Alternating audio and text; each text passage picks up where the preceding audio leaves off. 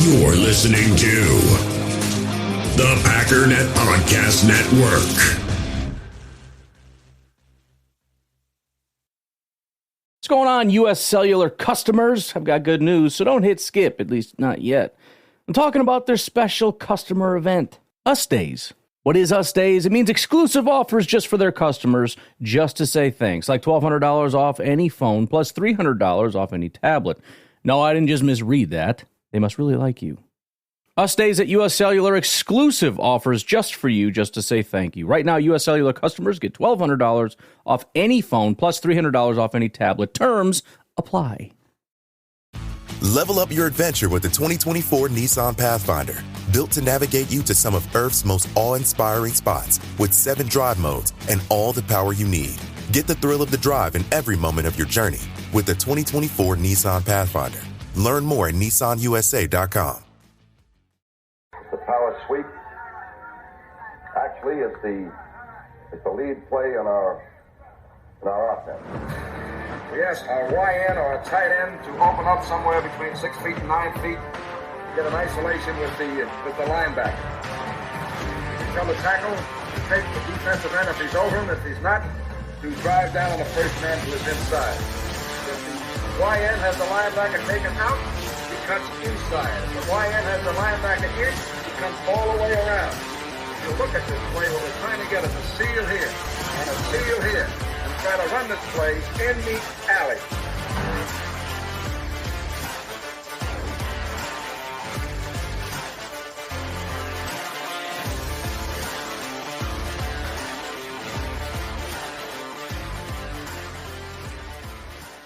All right, what's up, guys? Welcome into Packers Total Access. My name is Clayton. You can check us out on Packernet.com. Find me on Twitter at Packers_access. Email us, PackersTotalAccess@gmail.com. You can text us, 865-658-5824. Join alongside Jacob in Wisconsin. Here to talk a little Packers this evening. Jacob, how was the day, sir? Man, it was pretty good. I worked most of the day, and it's hot and very humid here in Wisconsin. It was raining off and on, and the sun's out now, though, so we're good. Yeah, absolutely, man. What's that old country song? Rain makes I'll screw it up. Rain makes corn makes whiskey. And whiskey what?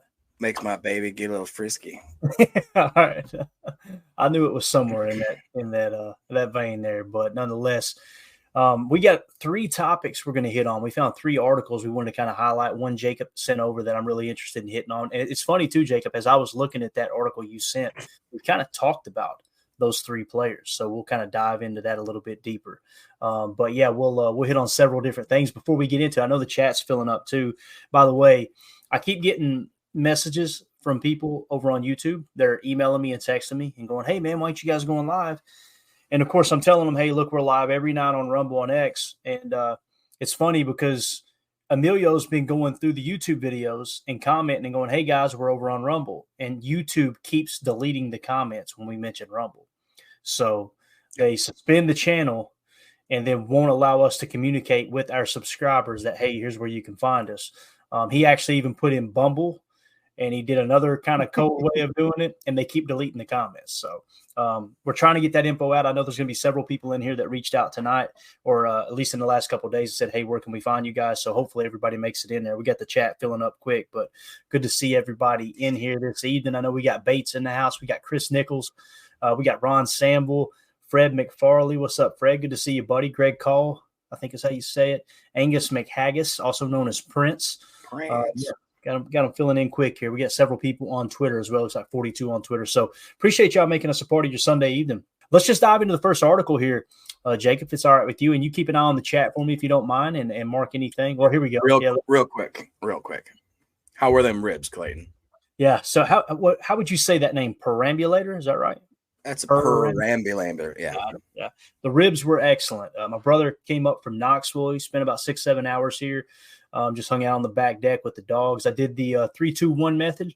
I used Famous Dave's barbecue rub on one set, and then I used another rub that Mandy actually found at the store that was pretty good, a little bit spicier. But I didn't know this. I looked at Famous Dave's, and I was like, where did they originate? Like Tennessee? I looked it up. They're from Wisconsin. Did you know they started in Wisconsin? I didn't know that, man. Clayton, my old job where I worked at, Old Southern Barbecue, was owned by Dave Anderson. It's Famous Dave's. Famous Dave's was his original operation, and then they got bought out by corporate. They started tweaking his menu. He said, basically, screw you guys, I'm going home. And he signed a non-compete, but then they did some sort of weird contract negotiation where they retained the name and the likeness.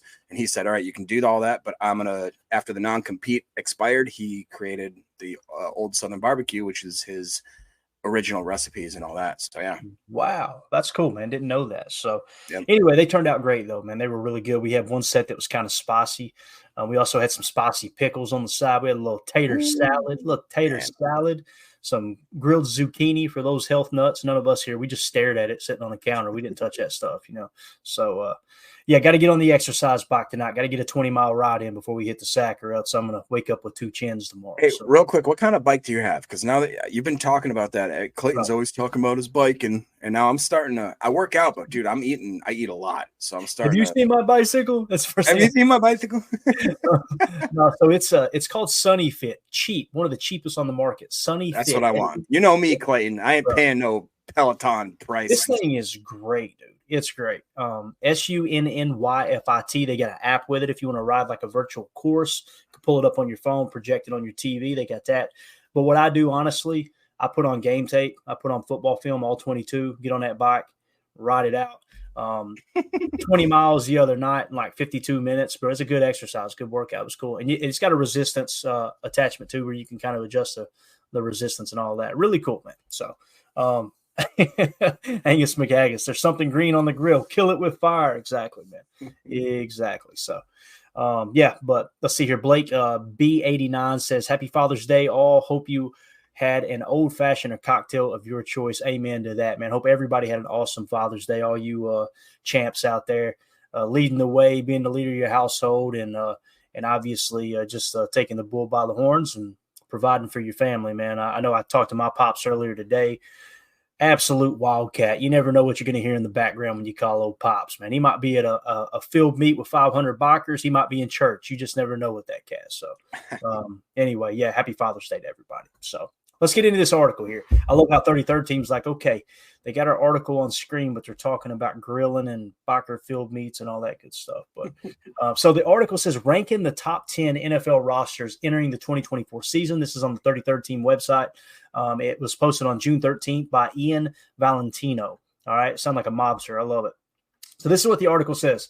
It says the NFL promotes parity as much as possible, but the presence of an all-time quarterback has created a new dynasty in Kansas City during the last few years. Still, the only way for everyone else to beat Patrick Mahomes and the Chiefs is to field the best roster they can and create some lucky breaks. The San Francisco 49ers nearly pulled it off in Super Bowl 58. Free agency and the 2024 NFL draft brought a slew of changes, and that have left some rosters looking much better than where we sat in January. Which 10 rosters are the best in the NFL entering 2024? Here they are. Number 10, the Los Angeles Rams. Number 9, your Green Bay Packers. So they've got the Green Bay Packers ranked in the top 10, slightly ahead of the LA Rams. And let's just read the little snippet here that they've got in the article. It says the Green Bay Packers hot streak during the season's final 8 weeks parlayed into an impressive set of playoff performances. Few would have expected the Packers to hit a rapid development burst in the middle of the season, but Jordan Love clearly ascended into a very good player. I think that's fair, Jacob. I think he played damn near elite in those last 8 games, 9 games, however many it was in that stretch. But in the first half, pretty cheeks. So I would put him in that very good category, maybe even great, right? So I was just gonna say, if did you listen to Ryan's podcast this morning by chance? I haven't. I'll usually get caught up on those on Monday morning, so I'll definitely dive into that. What did he say, though? He had a really good one where he looked at kind of the podcast before. He looked at some different analytics, and basically, you know how Ryan does. Somebody posted something that said, "This is for sure. Look at the analytics," and he was like, he spent about 30, 45 minutes, just breaking it down. So this was kind of a catapult from that kind of thing, and it was basically a guy saying that the Packers are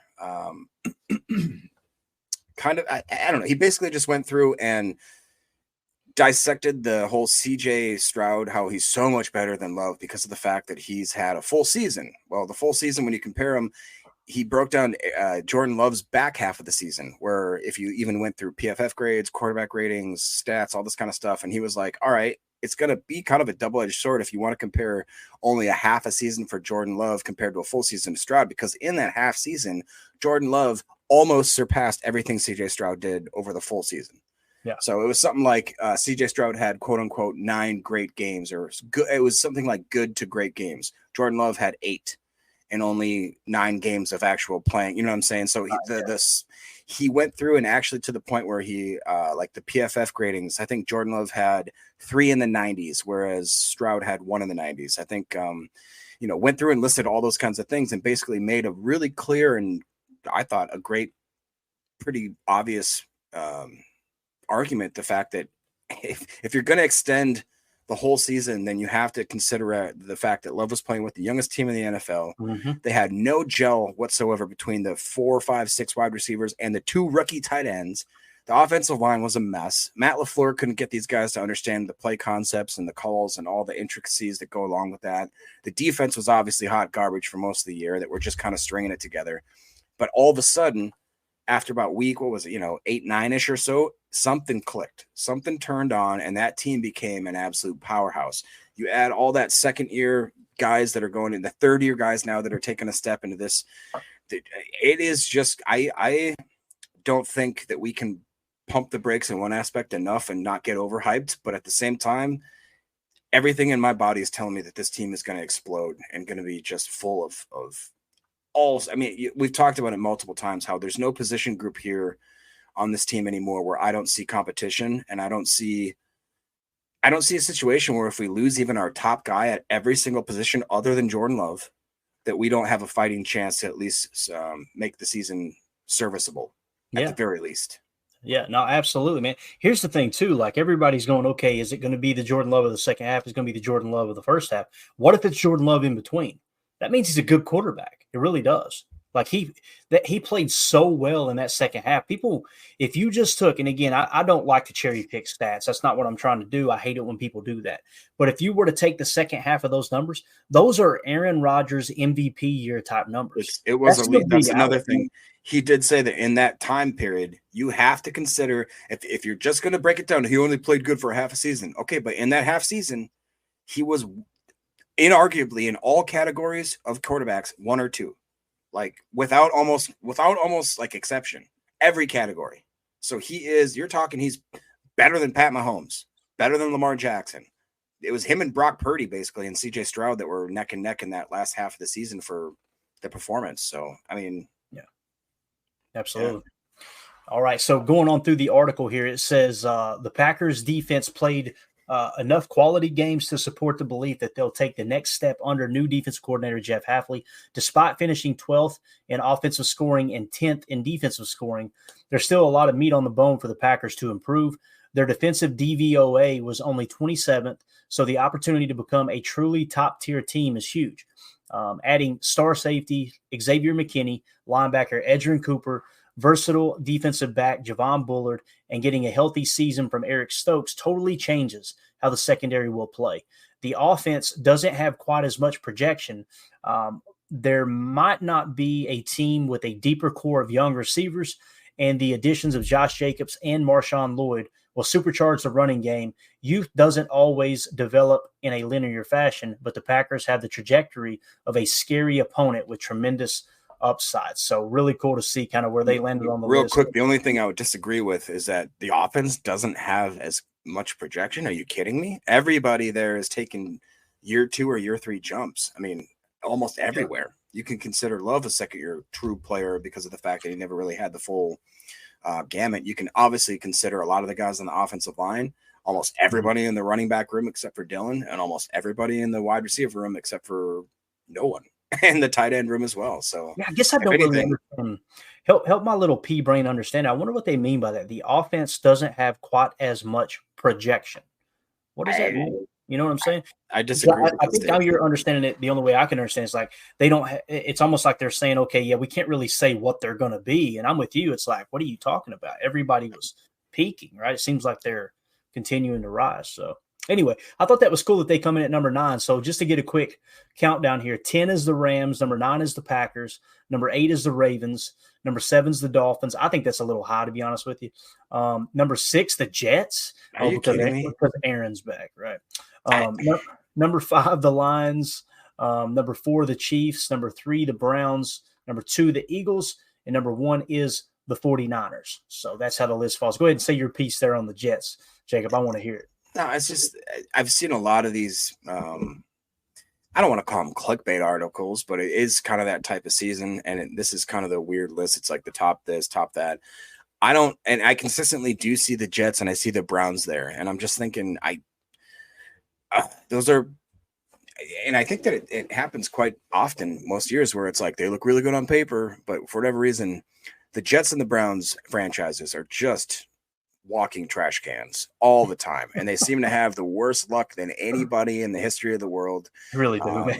I mean, look at both their quarterback situations, both very different for different reasons, but throwing a lot of money at guys that have a lot of issues in certain aspects. The wide receiver core kind of reminds me similar to between both teams. Nothing special, a lot of names, but nobody that's ever really done anything that's that substantial. I think a lot of it has to do with their defense for both of these teams. If I had to guess, I know the defensive structure on the Jets is pretty good. Robert Salah, all that kind of stuff. But I don't get the Cleveland thing. Deshaun Watson is shown to be not worth the risk and the drama and all the luggage that's attached to that situation, which that kind of just faded away if nobody or whatever. Right. And honestly, I don't know what to think about that organization, but I don't think that either of those teams will finish in the top 10 come this year. No doubt. If you guys would, we've got 65 watching live on Rumble. If you guys could just take a quick second and hit that like button for us, that would help boost the algorithm. We really share just to your social media, because a lot of people, like Clayton was saying, they don't know what Rumble is. So if they see it, they're like, oh, all right. Absolutely. And also, if you ever find yourself, okay, I can't watch on Rumble, I can't watch on X, you can find us under the podcast network of Packernet Podcast. Okay, I'm going to throw this QR code up here real quick. You can scan it. It's in the upper right. Packernet Podcast. That'll send you straight to multiple platforms. You can pick your platform of choice wherever you get your podcasts, and that's where you can find this show as well as Packernet Podcast and Packernet After Dark and some other really good content. When Jake Shavinka gets freed up and does his draft stuff, his college ball talk is just absolutely awesome. So just make sure you check that out as well. But we appreciate you guys. Again, I don't think we've ever cracked 50 likes on Rumble. That would be cool if we could crack 50 likes tonight. That'd be awesome. So, and I get it. People just kind of breeze through and they don't think they hit the like, but most people go, it doesn't matter. It does matter. It does help when you do it, and we really appreciate it. So, all right. So that was that article we wanted to hit on. Let's get to the one that you sent me, Jacob. This one's really interesting. Obviously, there's some positive in what we just said. Actually, let me clean up the chat here real quick because we had a couple of comments. Let's see here. This was cool. Coach Lynn said, did y'all see the clip of Arizona wanting to trade up for Morgan? I'm assuming he's talking about Jordan Morgan. And Washington wanted to draft him also, as well as Baltimore had him as their top tackle, ? It's good to know so many teams had Morgan ranked that high. That's a great comment there. I have not seen that clip. Now I'm going to go watch it. Do you remember that night Belichick specifically said there are other teams that are absolutely have this guy in their sights. He will not make it out of the first round. Yep. And he also said, make no mistake about it, he's a left tackle. He's a left tackle. It's very rare outside of the top 10 that you have people in the draft that you go, yep, that's a left tackle. Most of the time we'll see if he can play left tackle. The fact that Coach Belichick said that's about as high praise as you can sing for an offensive lineman for sure. So appreciate that, Coach Lynn. We'll go check that out for sure. Angus McHaggis says all our offensive skill position groups are well stocked. There's no doubt about it, man.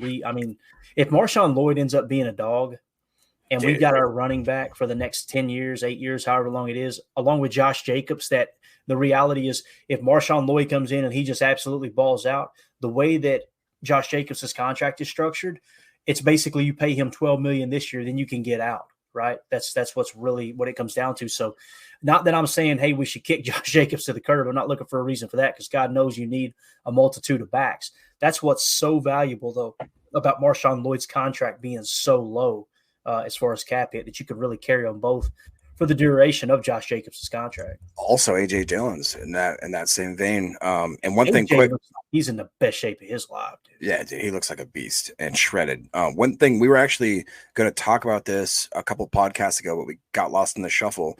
Andre Dillard he's been being plugged and played all over that offensive line with the number ones and the number twos, and apparently he's looked pretty good. Okay, and that's again a guy who was a first-round draft pick. I think he was maybe wasn't it 18th overall or something like that. Has struggled definitely for sure in the beginning of the seasons, but we've seen a number of things that the Packers do real well. They're really good at finding talent that people think are one man's treasures, another man, or one man's trash, another man's treasure. They've been really good at bringing in free agents that are, for whatever reason, they can tell, hey, they're peaking right now. They're in their career. Rasul Douglas, Devondre Campbell, even you could argue Preston Smith, Za'Darius Smith. We got him when he was firing on all cylinders. He's always kind of been pretty good, but for us, he was unbelievable for a while. A lot of guys like that. So I would not be completely surprised if Andre Dillard has some major role on this offensive line, even if it's one of our swing guys, even if it's a guy that plays in limited action. But I would be over the moon if, again, we had another offseason kind of type signing where the guy ends up contributing to the team quite a bit. So what's going on, U.S. Cellular customers? I've got good news, so don't hit skip, at least not yet. I'm talking about their special customer event, Us Days. What is Us Days? It means exclusive offers just for their customers, just to say thanks, like $1,200 off any phone, plus $300 off any tablet. No, I didn't just misread that. They must really like you.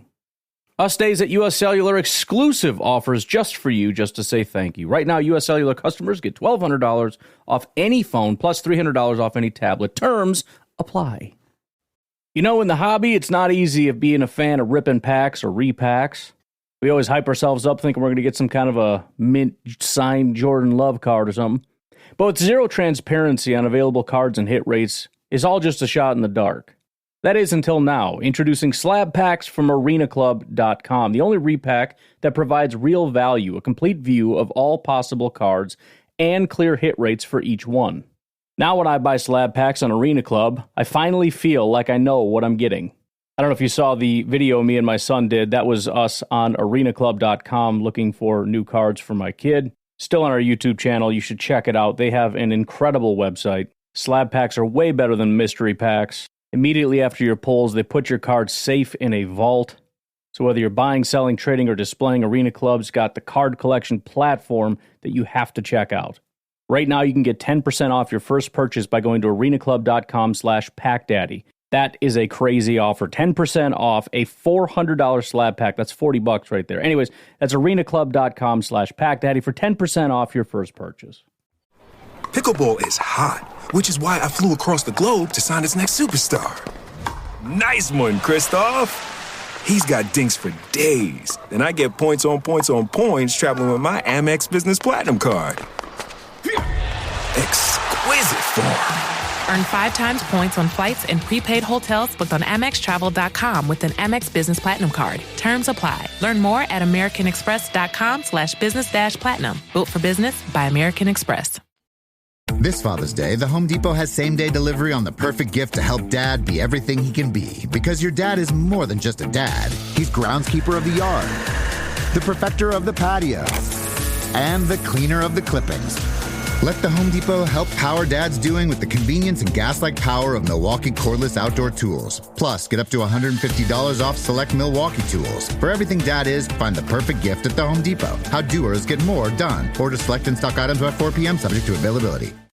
Yeah, definitely, man.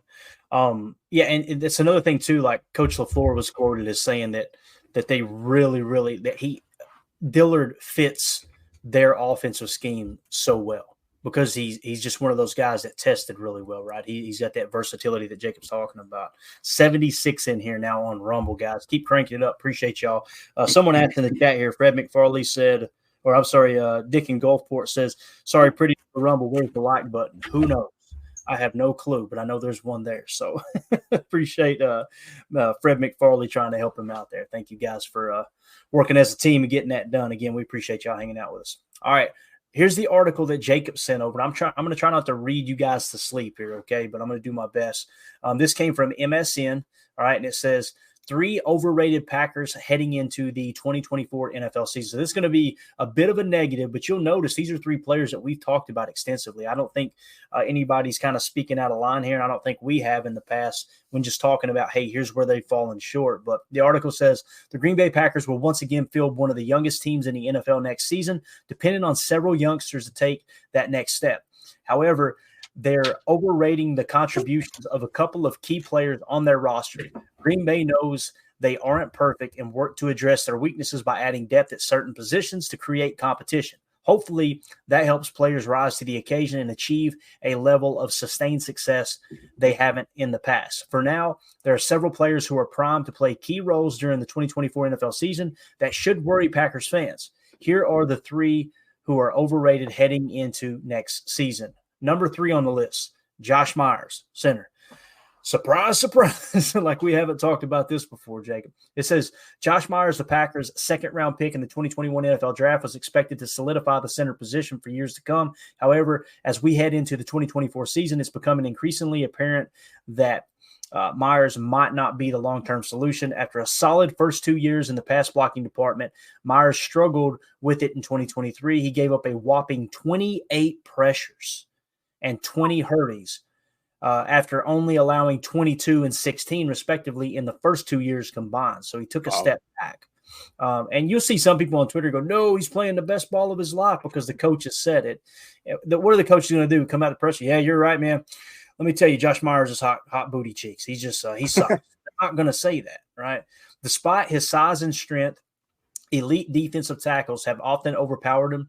His footwork and hand placement needs significant improvement to handle the more physically dominant interior linemen in the league. These struggles have led to pressure on the quarterback, a critical issue for any offense aiming for efficiency and reliability. What's your take here on that Josh Myers take there, Jacob? I can't really disagree with it. I got to be honest, though. I thought he did better in pass blocking than those numbers suggested. We haven't really deep dove that. We just kind of looked at it on the surface. We showed you on tape him being out of place, him whiffing on some blocks, especially in the running game. But what do you think about that, man? Do you agree with that take?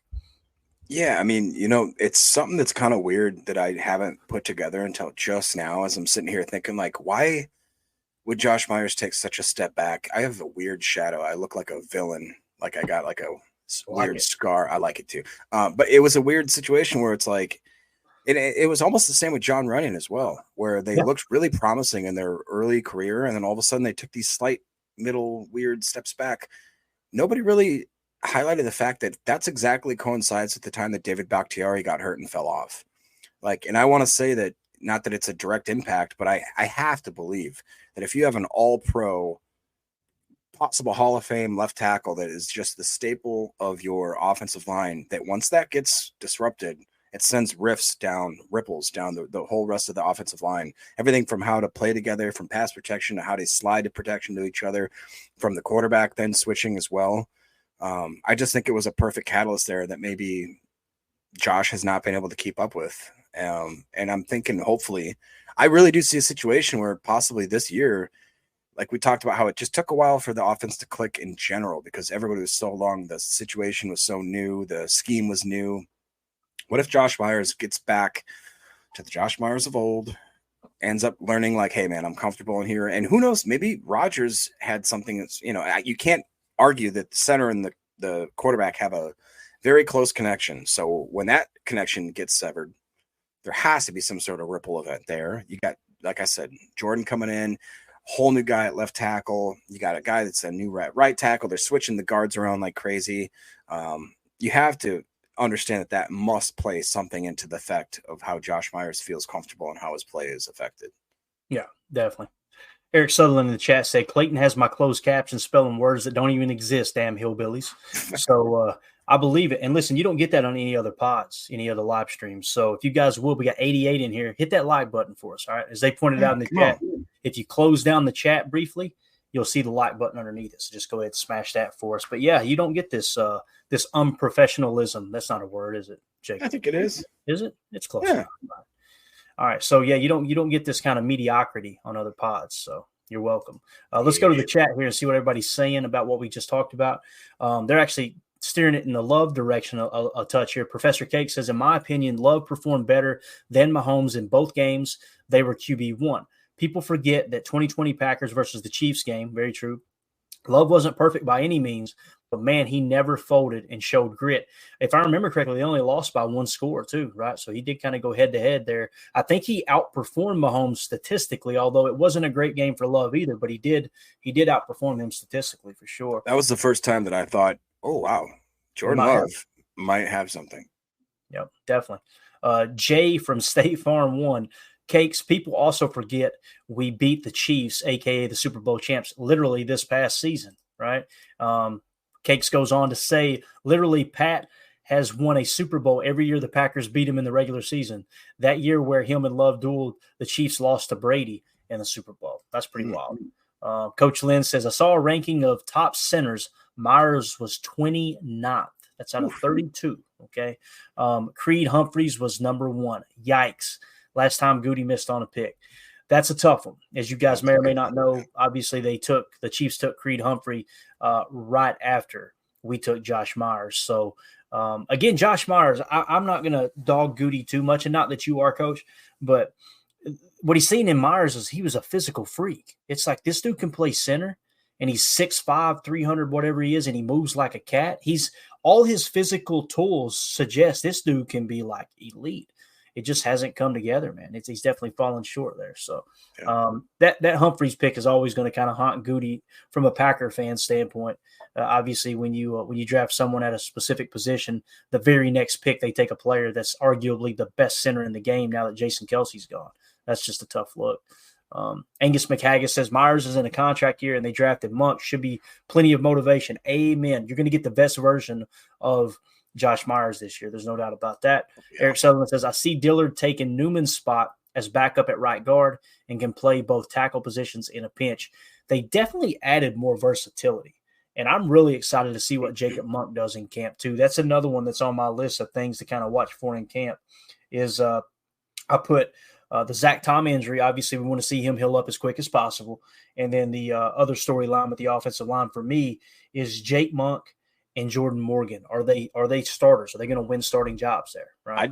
I'd throw one more in there too is Donovan Jennings. I really do think that Donovan Jennings will be one of those guys at UDFA that makes the team. And I think that he will be immediately second team, if not one of those kind of like, what Eric's saying here, Dillard taking Newman's spot as a backup. I think that Donovan could be one of those swing tackles along there with Caleb Jones, maybe Tenuta, something like that. Yeah. Ron Samuel in the chat says Myers hasn't been able to trust his right guard at all. Has to contribute to inconsistency. That's what I was trying to say too. Is like you have no consistency as to what you're doing on any given play, down distance, anything like that. So I agree. That's a good point. Yeah, definitely. Angus McHaggis says Myers playing out his rookie deal and hitting free agency would bring a lower comp pick at worst. Runyon found more value on the market than I thought. That's a very good point. I guarantee you we weren't the only team that had Myers so high on the board. So if someone does look at it and go, you know what? We had an extremely high draft grade on him. He fits more of what we do rather than what Green Bay does schematically. Someone may overpay. And again, you land you a comp pick, man. That's a win-win situation there for sure. This is really cool. Chris Nichols, Monk should be starting at center by midseason. If Jacob Monk comes out in camp and proves that he can play center, and listen, I understand we're wishful thinking. It's a long shot. But if he does come out and outperform Josh Myers and he takes over at center and we've got our freaking center of the future in Jacob Monk on that extremely low contract, less than $1 million a year, bro, that's awesome. Yeah, that would be absolutely phenomenal. United Bates talking the important stuff here says, I saw the Madden ratings and I know they don't mean anything, but I ate my grilled cheese way too aggressively when I saw Love at 81, 14th overall quarterback. He'll earn the respect this year. One thing I've noticed about the Madden ratings from year to year, there is a thing called bias. There are people that work in that building, one of which is the leading ratings guy, the ratings czar, if you will. When he got the job at EA, you know what he did for a living? He was a valet. He parked cars for a living. And literally people will argue with him and go, how can you give a low grade on a player that obviously an NFL GM thought so highly of, they spend a first-round pick on, because that happens sometimes. And it's like, how do you not just rank them in the order of the draft? Because obviously the GMs have the most information. The response I seen, and that's when I was like, I can't handle this dude. He's got an ego out the wazoo. He said, GMs get it wrong all the time. So you're suggesting that you know more than an NFL GM? Get away from me, dude. Go park another car. What are we even talking about here? Bro, I run a landscaping business. I'm not going to sit here and pretend like I understand football player evaluation better than the worst GM in the history of the NFL. So that stuff blows me away. But the Madden ratings, boy, you talk about a spark for conversation every year, man. No doubt about that. All right, got real quick. This is one. Perfect Cakes. And this is one where I know Cakes isn't doing this, but he said, didn't Goody also take Amari Rodgers over Amon-Ra St. Brown? That also hurts, but hey, Goody hit on Jaden Reed, so it makes up for it in the end. And obviously, I'm not commenting on this. You could go to any draft, to any pick, and be like, oh my God, you missed out on so-and-so. That's the whole point, is that like at any given time, you could draft or not draft one of the best players in the league. I would say, and Professor, I know that you're not saying that, but yeah, a lot of people I don't think were that high on Amon-Ra St. Brown. Same thing with like the Bo Melton type stuff, or insert how many guys here where it's just like a lot of teams slept on him. All of a sudden, the Puka Nakuas, I mean, like that, you know what I mean? Yeah. You could argue, oh, he slept on Puka. Like everybody slept on him, you know what I mean? So right. I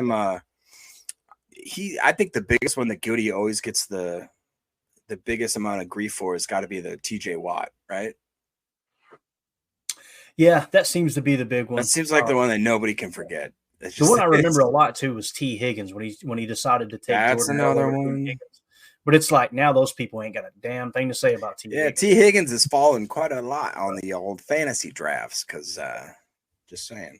Yeah, and I think he's trying to hold out. He'll be there for sure, but he was trying to hold out. He's probably going to get franchise tagged. But again, if I remember correctly, and you guys in the chat, correct me if I'm wrong, that was a Jordan Love pick. And they're going, why didn't we take T. Higgins instead of Jordan Love? That could have helped get us over the hump. If you're still on that, on that stump shouting to the heavens that, no, we still should have taken T. Higgins over Jordan Love, we are going to have to respectfully agree to disagree.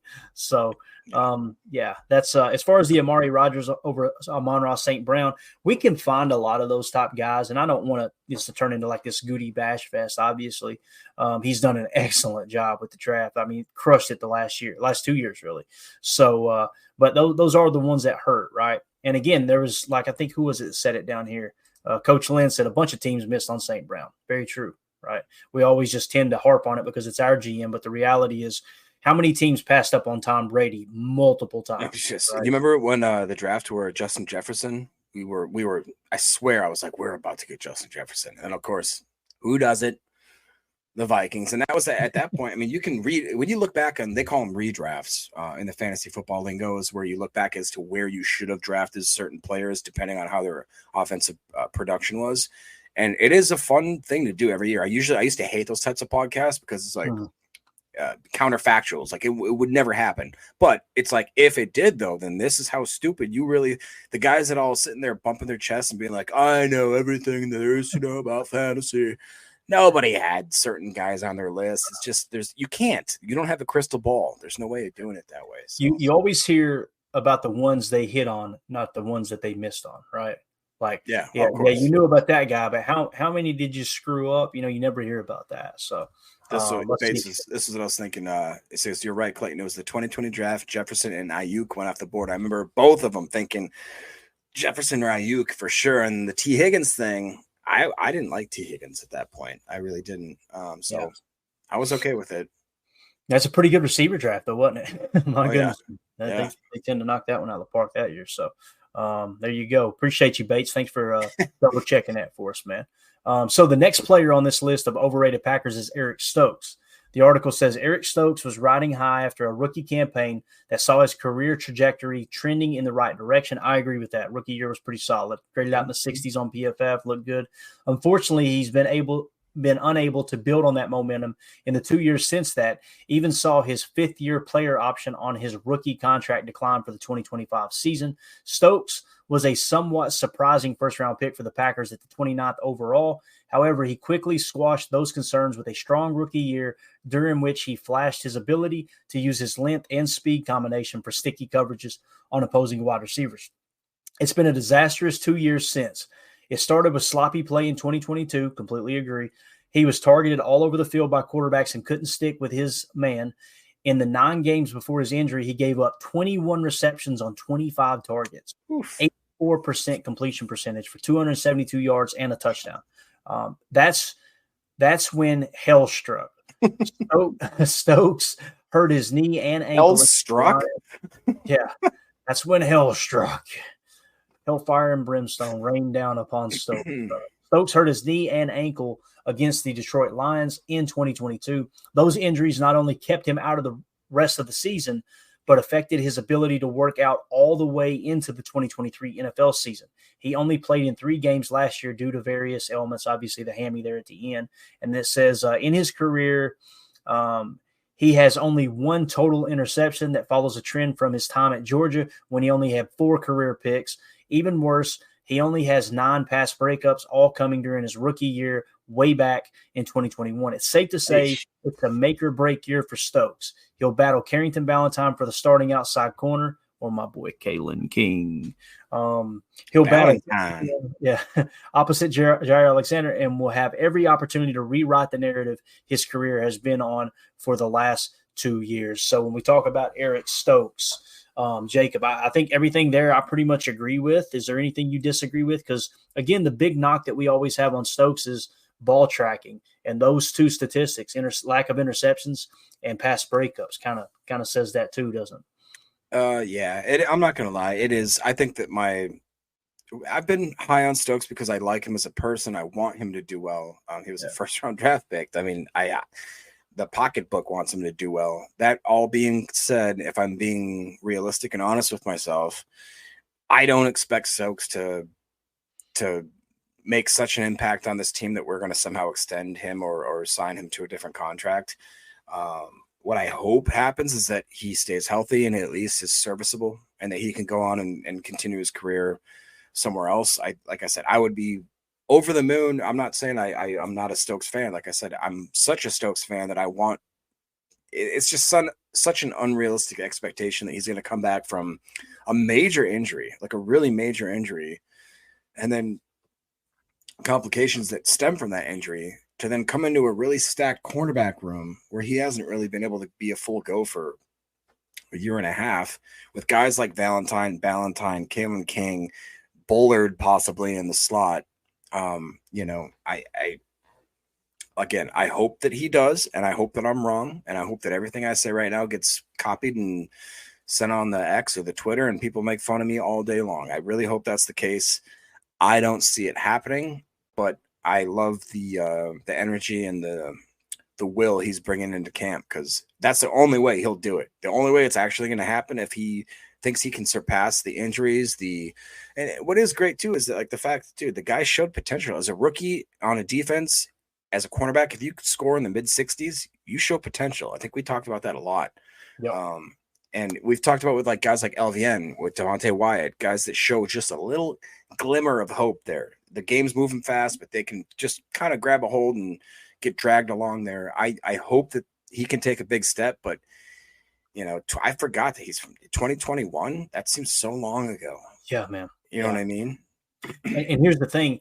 As I was reading that article too, I had to kind of step back a second and go, okay, he didn't really get to prepare for the 2023 season because the injury was so bad. He had to kind of just ramp up quick.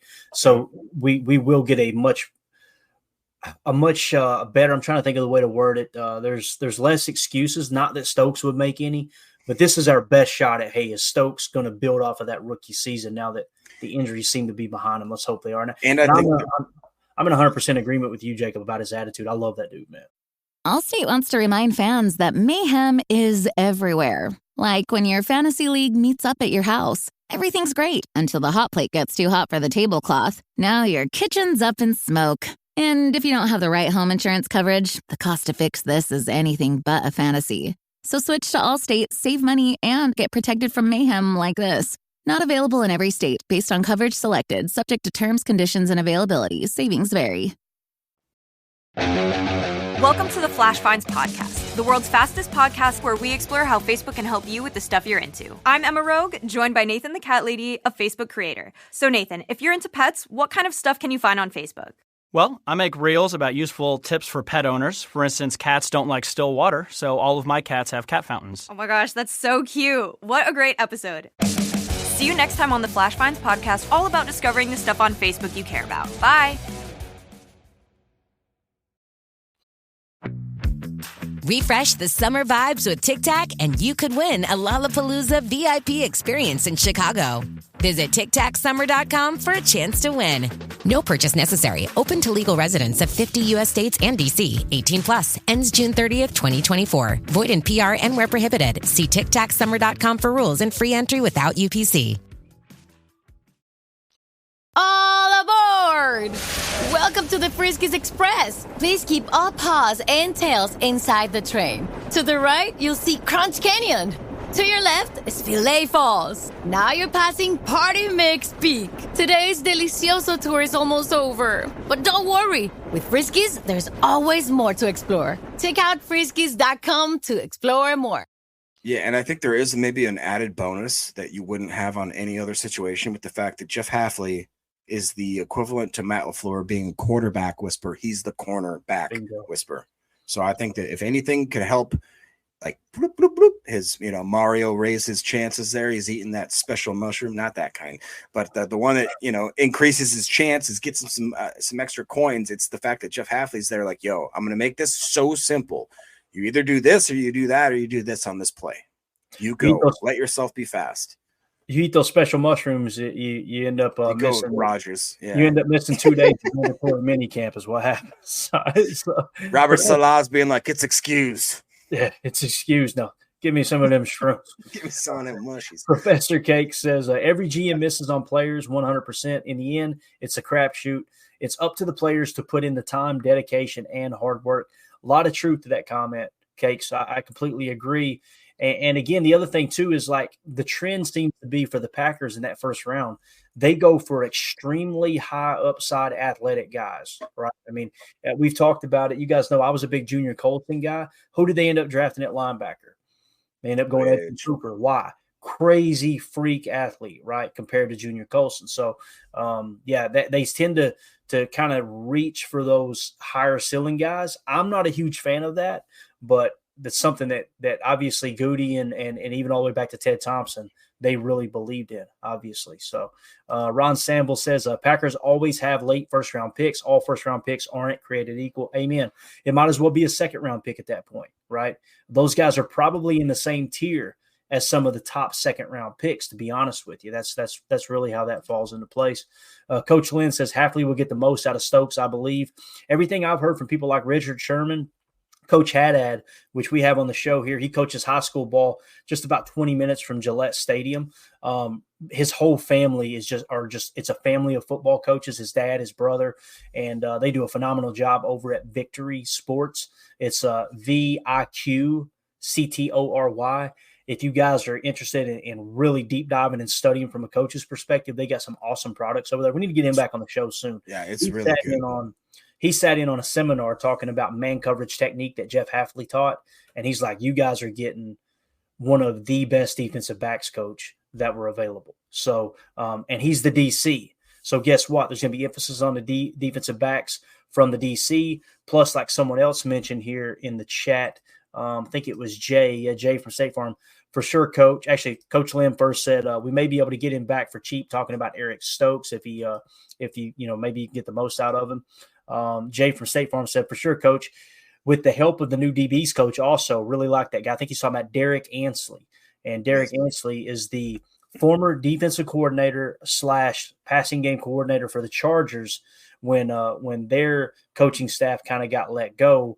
So Matt brings in Jeff Hafley as DC and Derek Ansley, who, by the way, helped recruit Xavier McKinney to Alabama out of high school. Right. Really cool tie there. But yeah, Derek Ansley, you're getting a defensive coordinator level coach coaching your DBs. That's pretty impressive. And you're getting what everyone is calling the DB whisperer in Jeff Hafley as your DC. I expect the back end of that defense to be way better this year for sure. Ron Sample says, I really think Valentine will beat Stokes out early in the year. I think if he's given a legit shot, Corey Ballantyne might be the better of the three. That's just me personally. I hope Carrington Valentine does what you said, man, because being another Kentucky Wildcat, you'll see that recruiting go up just a notch in high school recruiting. If you've got another guy like, hey, look at what we did for Valentine, right? Got him into the NFL, got a shot, and he becomes a top DB.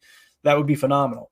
I personally haven't seen it yet, but it doesn't mean he can't turn it on in year two. If you guys will, we got 85 watching live here on Rumble. Take just a quick second, drop the chat down, and hit that like button for us. We really appreciate y'all hanging out with us. Angus McHaggis in the chat says, like Myers, it may be his last year here, but should bring a comp pick if he returns to form. Only way you lose on these guys is outright cuts. Amen. Completely agree, man. You got to keep him on the roster for that very reason. And Chris Nichols says, I'm a Ballantyne guy, 100 emoji. Me too, man. He, again, I don't think he's like, man, this dude is an all-pro caliber corner by no stretch.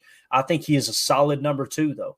And I think me personally, from what we've seen last year, I think he is the second best cornerback, outside corner on this roster.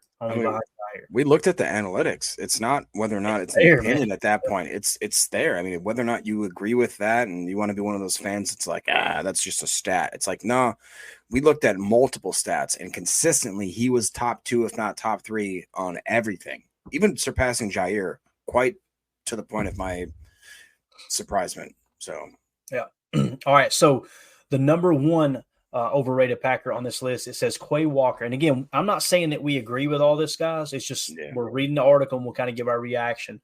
Quay Walker, the Packers' 2022 first-round pick, entered the NFL with high expectations. However, as we head into the 2024 season, it's becoming increasingly clear that Walker might be overrated.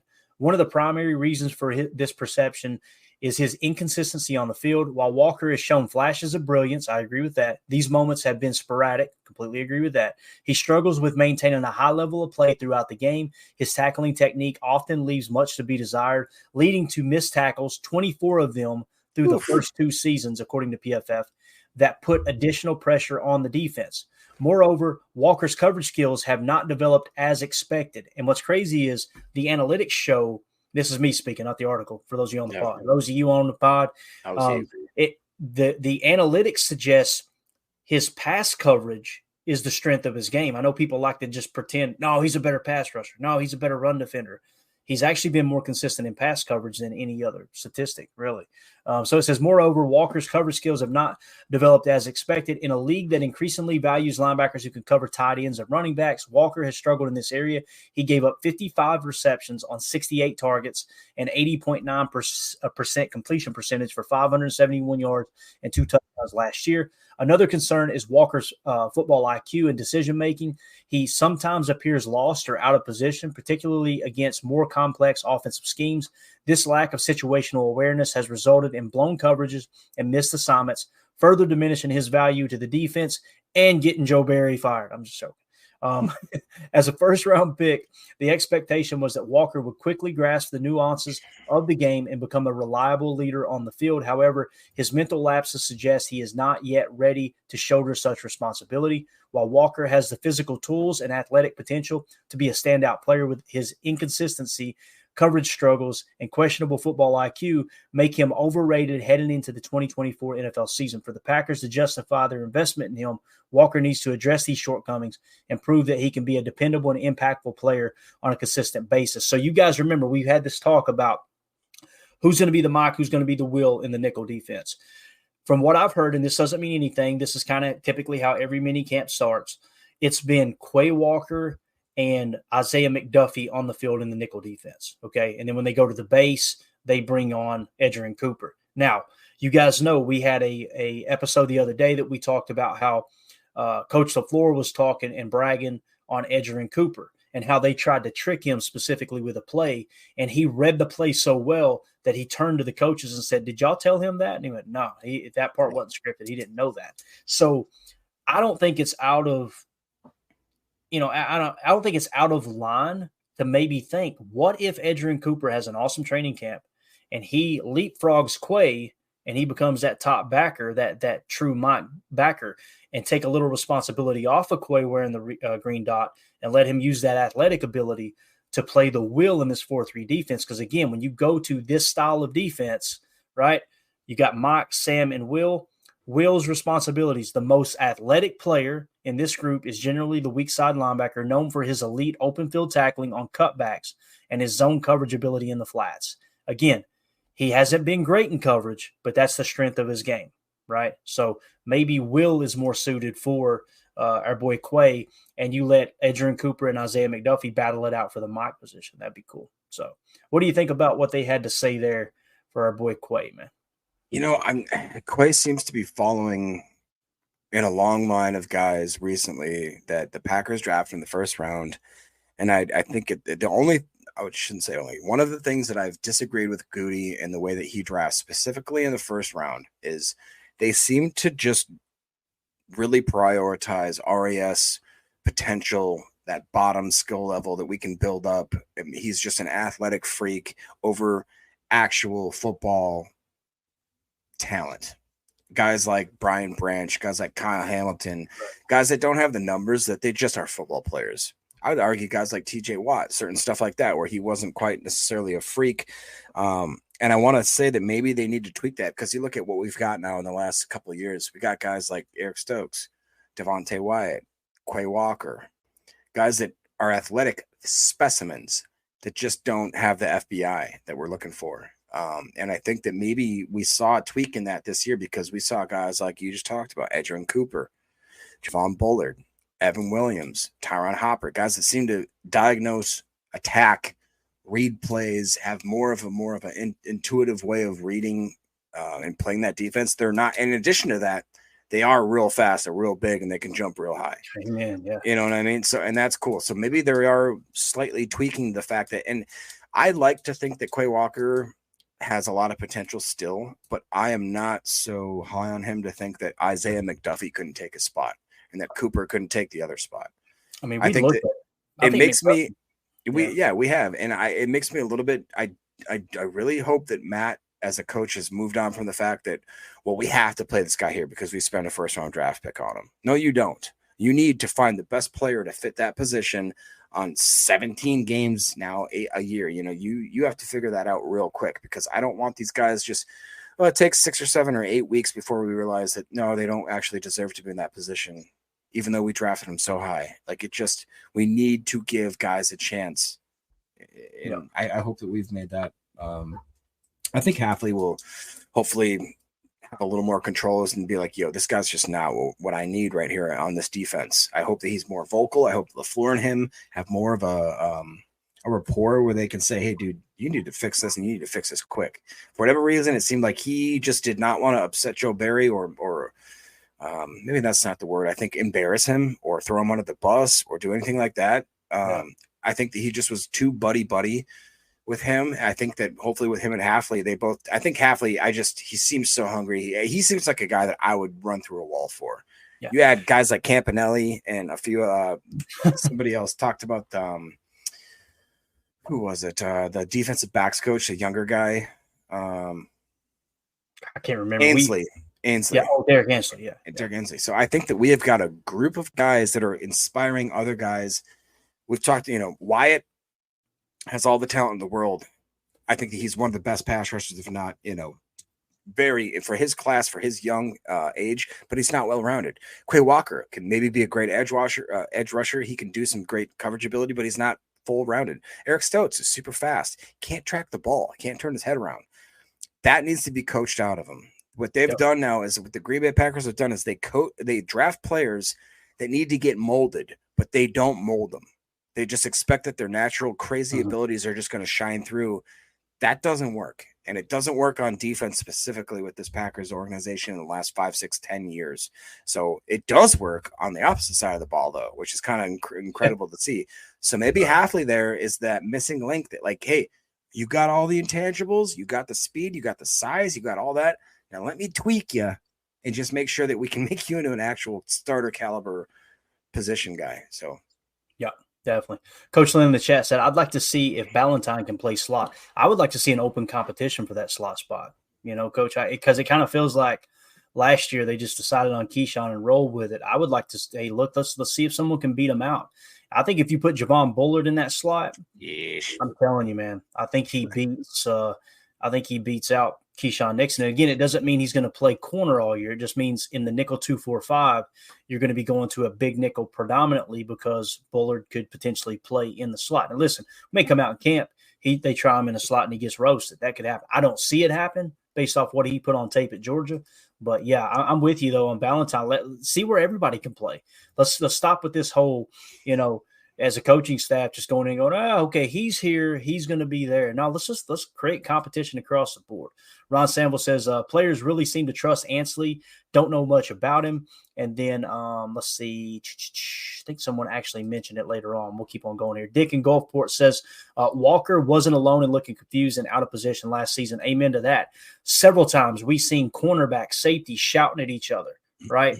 And I'm telling you, I think the reason is pre-snap showing too high shell every single time and having to rotate late into positions. Yeah, you're sugaring the offense, but it doesn't. You can pour some sugar on me, as a band once said. All right, if you can't get to the ending point, then you might want to just scrap that, start at the ending point, and then work yourself into being a little more creative in that regard. Because you've seen Devondre Campbell out of place along with Quay Walker. You've seen the safeties in the corners, and again, I watched the tape and I didn't come away going, man, this is a horrible scheme. I came away going, these guys don't know what the hell they're doing. And that, at the end of the day, does fall on the DC. There's no doubt about it. Yeah. So let's see here. Real quick, Clayton, I got to tell you guys, we somehow have just under 300 watching live without YouTube. I did not think that was going to be possible. If you guys could just, again, hit the likes, and more importantly now is the share it and just say, hey, if you guys love Packers content, please check us out. I hate being like a beggar, but we appreciate it, man. Yeah. We're getting really stomped out of YouTube. They don't want us there. So we're going to have to build a base somewhere else if we want to keep this going. So it means a lot that you guys are following us. I really do appreciate it. Absolutely, man. M. Smitty says, didn't McDuffie play mock for Hafley at BC? He definitely played for Hafley. I'm just not sure if he played mock. I imagine he did, because typically your best linebacker, your best overall linebacker in college is going to play mock the majority of the time. And obviously he came out of there. I don't know of another linebacker that played for Hafley at BC that got drafted, to be honest with you. If he's the only one, chances are McDuffie was playing mock. Professor Cake says Quay's coming into his third season, which is traditionally seen as a breakout year for almost any position. I'm going to hold off on calling him a draft bust until we see how he performs this year. That's fair too, because typically you got that sophomore slump. Rookie year, he tied or broke, I can't remember if he broke it or not, the tackles. Packers rookie tackle record of AJ Hawk, right? Yeah. So again, tackles can be very misleading, but that's not a negative that he broke that record, right? Okay, decent rookie year. Last year, step back. Maybe that's the sophomore slump, and now year 3, he comes out and plays with his hair on fire. That would be awesome. Fred McFarley says, Ron McKinney played for Ansley at Alabama. That trust is likely coming from McKinney's endorsement of him. Amen. I think that they do have a really cool connection there. Chris Nichols says, I like McDuffie as the Mike in the base defense, then Quay and Cooper in the 4-2-5. That's interesting. I could see that. How hung up is the defensive staff going to be on who wears the green dot, right? And what I mean by that is, if McDuffie's wearing the green dot in the base, is that going to cause problems that he comes off the field in the nickel, and then it's either going to be Quay or Cooper wearing the green dot? To me, it just seems like that's a recipe for some miscommunication and setting the plays up. Another quick way of handling that, and I don't know how many, if any, teams in the NFL would do it, but what if Xavier McKinney wore the green dot? I don't know how many safeties in the league wear that. That would be a good exercise for us as a group. If you guys want to kind of look at that and go, see if we can figure out if any safeties actually do that. We could talk about it on the next pod. Real quick, a response to Prince's there was Jay. He says, has McDuffie had actual snaps at Mike and camp so far? Does anybody have any confirmation on that? I'm pretty sure that he runs. I thought that he was running Mike in second team, but I think if I understood correctly, he's been playing Mike. And I do know for sure, because I heard Wildy mention this when he was talking to Jen, Gabe, and Chewy the other day. He said that when the nickel defense is on the field, it's definitely been McDuffie. The first team nickel has been McDuffie and Quay Walker, no Edgerrin Cooper. So that would kind of make you think, all right, maybe he is playing Mike and they're trying Walker at at will. But the other thing that got mentioned was Chewy mentioned that Coach Hafley had made a comment that when he watched the tape of the team, right, like from last season, that there was some lazy defense being played. And they said that. And again, I don't want to put words in their mouth, but Jen, Gabe, and Chewy, that whole crew, they brung that up as the conversation was being talked about with Quay Walker, which kind of made me believe there's something there that suggested Quay didn't kind of play, with as much enthusiasm. Now, again, you got to keep in mind, too, he got roasted his rookie year for getting ejected from 2 games. So he's also kind of trying to harness it a bit. Poor guy can't catch a break. But, let's see what else we got here. We got all right. Fred McFarley says Quay will go full meat missile in this new D. We got to get the meat missile award out, man, for sure. We need a graphic for that. I'm just terrified of what someone might come up with. Yeah, I'll ask Justin. We'll proofread that a couple times. Yeah, no doubt. All right, so we're at the hour mark. I wanted to hit this. It's got to be real quick, Jacob. I know you got stuff to do, and I do too. This is an article ranking the NFL's 25 fastest players, okay? So we're going to go through the list real quick. 25, Terry McLaurin. 24, Jamil Dean. 23, Eric Stokes. It says Eric Stokes has played just 12 games in the past 2 seasons after dealing with injuries, but his speed is the reason why he was a first-round pick. He ran a 4.31 40-yard dash at Georgia's Pro Day in 2021, and his overall athleticism is overwhelming. Here's to hoping that he can get healthy and get back on the field in 2024. This is from the 33rd team, by the way, so that kind of goes hand in hand with us talking about them drafting these guys with high athletic ceilings, in the first round. And obviously it hasn't panned out for Eric Stokes yet. Let me go ahead and finish reading them. I'm sorry. I started scrolling. 22 is Rondale Moore. 21, Jamar Chase. 20, Denzel Ward. 19, Curtis Samuel. 18, Jonathan Taylor. 17th, Derrick Henry. That's wild. What? That is absolutely wild. Yeah, listen to this. We got to read this one. Derrick Henry's getting older and isn't quite as fast as he used to be, but no one is catching him from behind in the open field.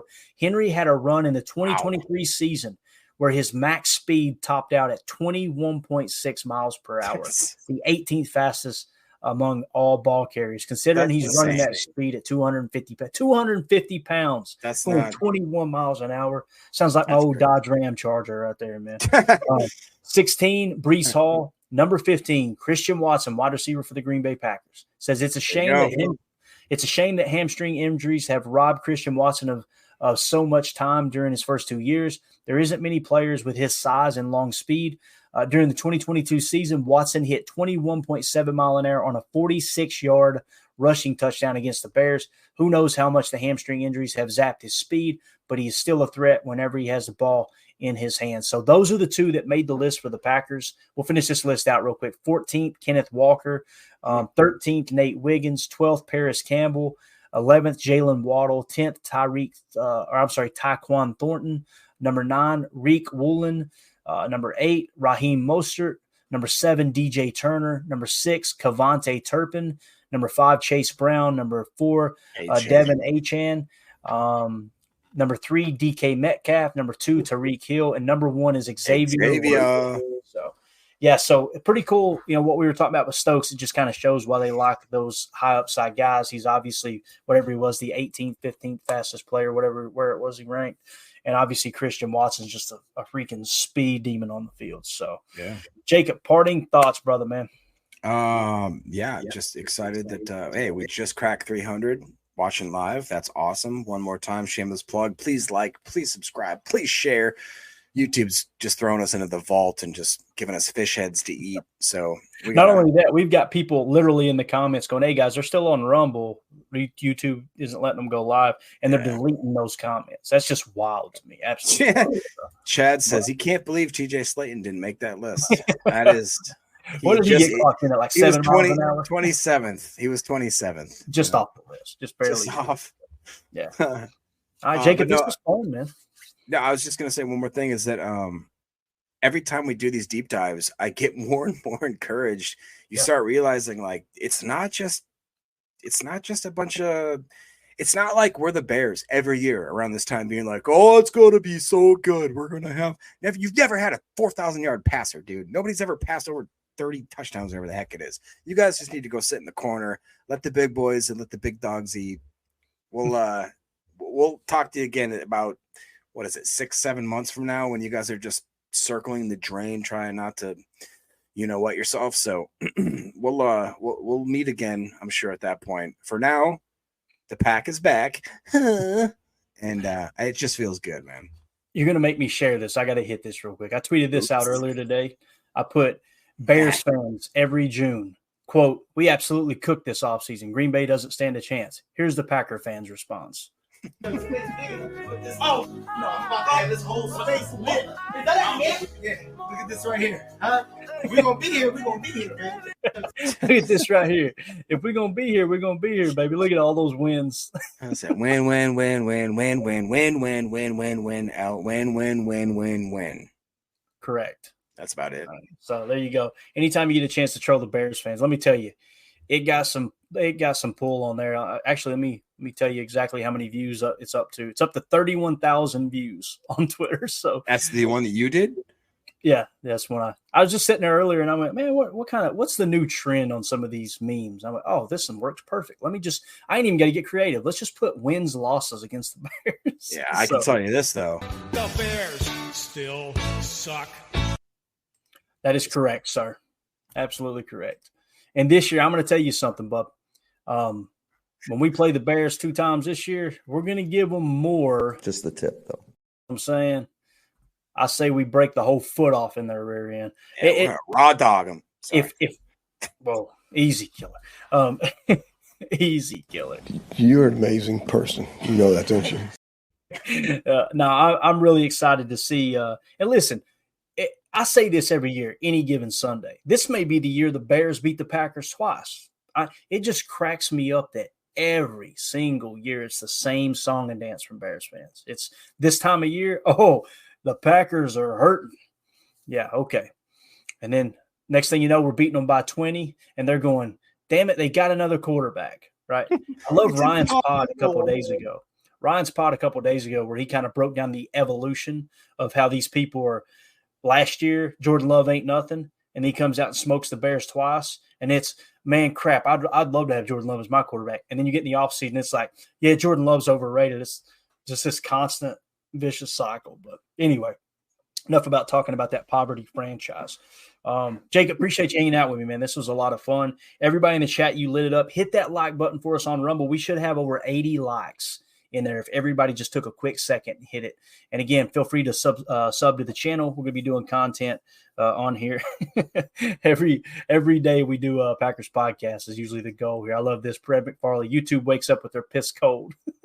Yes, love it. Yes, yeah, our guys better wake up with their piss hot, like I said before. So yeah. So anyway, we'll be back on YouTube in another week or so. Like Jacob said, they may take us back down. If they do, oh well. You know where to find us on here, on X, on Rumble, and you can obviously get in podcast form. You guys do us a favor there too. Go sub to the podcast, the Packernet Podcast Network, on wherever you get your Packers podcast. Many people are like, I didn't know it was in podcast form because they're searching Packers Total Access.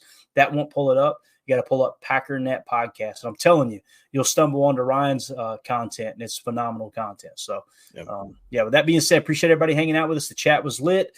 We are going to be doing a giveaway real soon. So if you want to join our Patreon group and be a part of our Patreon community, we got a really cool chat in there and everything. Just go to patreon.com/PackerFan Total Access. We're going to take members that are in any of our top 3 tiers there. We got 3 different tiers in which you can contribute to the show. We're going to draw a name live on air here real soon, and we're going to give away a picture. It's not autographed, but it's a really cool frame picture of Bart Starr, Aaron Rodgers, and Brett Favre together. Going to be a really, really cool giveaway there. So again, if you want to get yourself into that, just make sure you're a member of one of the 3 tiers there on our Patreon group. Yeah, Eric Sutherland, rigged every time. And again, that profile picture, that's the last thing you see before he shuts the trunk lid on. All right, everybody have a great night. For those of you listening on the pod, thank you for making us a part of your day. As always, let's go out and be the change we want to see in the world. And go Pack Go. The power sweep. Actually, it's the lead play in our offense. We ask our YN or a tight end to open up somewhere between 6 feet and 9 feet. Get an isolation with the linebacker. Tell the tackle to take the defensive end if he's over him. If he's not, to drive down on the first man to his inside. Get the YN has the linebacker taken out, he cuts inside. If the YN has the linebacker in, he comes all the way around. If you look at this play, what we're trying to get is a seal here and a seal here, and try to run this play in the alley.